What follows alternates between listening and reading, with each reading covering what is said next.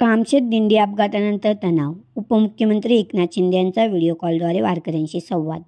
मागणी मान्य करण्याचे आश्वासन. आळंदीला जाणाऱ्या जासई उरण वारकरी दिंडीचा आज सकाळी भीषण अपघात झाला.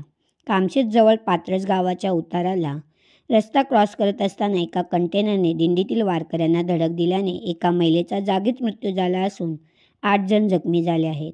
या अपघातानंतर परिसरात तणावाचे वातावरण निर्माण झाले. संतप्त दिंडीकर आणि स्थानिक ग्रामस्थांनी कामशेत येथील जुना मुंबई पुणे महामार्ग अडवून धरला होता. त्यामुळे काही तास वाहतूक पूर्णपणे ठप्प झाली होती. ग्रामस्थांनी वारकऱ्यांची मागणी होती की या ठिकाणी वारंवार होणारे अपघात थांबवण्यासाठी तातडीने उड्डाणपूल किंवा भुयारी मार्ग उभारण्यात यावा.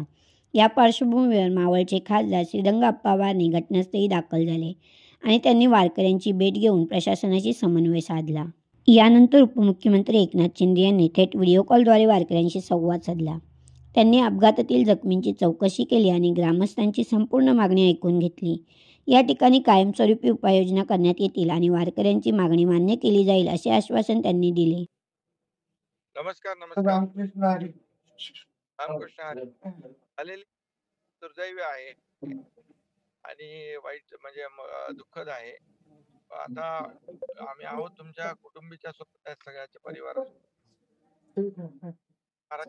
खासदार पण आपल्या भेटायला आलेत आपल्याला.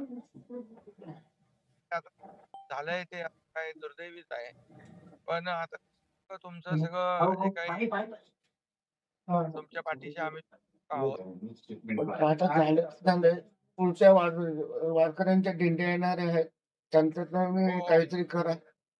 कारण त्याच्याबद्दल दुसऱ्या घटना घडू नये असं.